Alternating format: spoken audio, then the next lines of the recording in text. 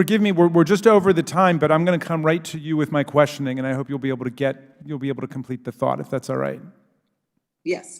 We will now begin member questioning, and I will go right to you to finish that point, and then I want to ask you another question, so please be as brief as you can be. Books celebrate our shared history, and they should not be banned. The integrity of books and history and stories within their pages must be embraced and preserved by all, for all. History is sacred and should not be changed and altered in any way. In closing, I would like to say the purpose of my books is to extend and expand education to children, all children, no matter their color of the skin. I write to remind children that we should embrace both our truth and our progress, and I write to show them that we are truly better together than apart. In order for us to be the United States of America, we have to live up to our name. We, the people, must be united. Our babies, all of them, need to see themselves in our books, particularly in school.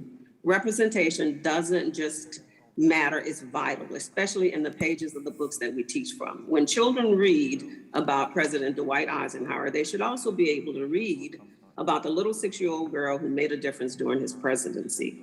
That little girl was me, Ruby Bridges, and I am proud of my story, as is thousands and thousands of kids, not just in this country, but around the world. Well, thank you so much. I'm holding up right now the famous Norman Rockwell painting, the rendition of it that is in your book, which is so wonderful and is indeed iconic. Your book has been objected to. There are people who want to censor your book because they say it may make white children feel uncomfortable, which struck me as just bizarre, given that you have a beautiful tribute to the teacher you loved the most, I take it, Mrs. Henry, with her picture, and she was white. You have a picture of you with a bunch of kids who are white friends, picture of John Steinbeck, who wrote a beautiful essay about you, a tribute to Eleanor Roosevelt, and so on. But I guess they were rubbed the wrong way by this. Must be the most clean-cut looking photo I've ever seen of a racist protester. We won't go to school with Negroes. And I imagine they had to search far and wide to find the use of that N-word as opposed to the other one. But what is your reaction to those people who say your book doesn't belong in school libraries or doesn't belong in a curriculum about the civil rights period because it might make some white kids feel uncomfortable? Do you think it will make white kids feel uncomfortable? And what's your response to that? My response to that is that I have thousands and thousands of kids that write to me constantly who lift up my books and talk about how they have learned so much from my own story.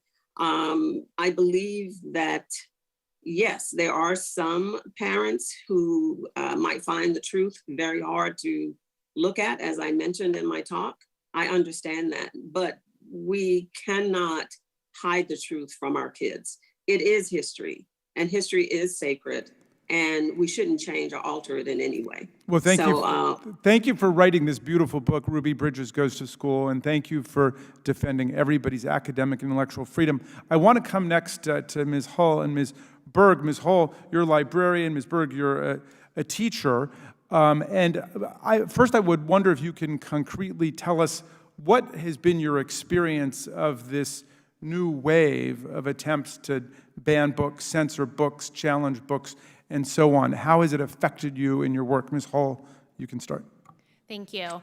I think it all stems from a misunderstanding of what libraries are, what the purpose of libraries are, and what librarians can do, and how books end up on shelves. If those who are upset could understand the collection policy developments and all the pieces that go into curating those collections, I think a lot of the misunderstandings could be avoided. Great. Ms. Berg?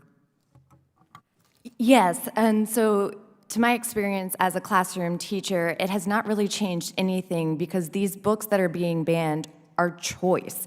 They are not being forced on any student. They are books in the library. The curriculum is very different from the books that exist in the library.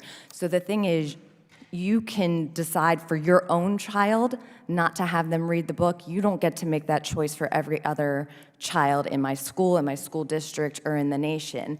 And in fact, we all had a commonality in The Great Gatsby, which is a book on the curriculum we were all currently reading. Even Lily is, I think, missing a quiz on it today. So there's two very different sets of books when you're talking about a classroom curriculum and a library for choice. Very nice. All right, well, my time is up, but Lily, I'm happy to write you a note if you need one. That might help, I'm not sure. I'm going to come now to Mr. Donalds for his 5 minutes of questioning. Thank you, Mr.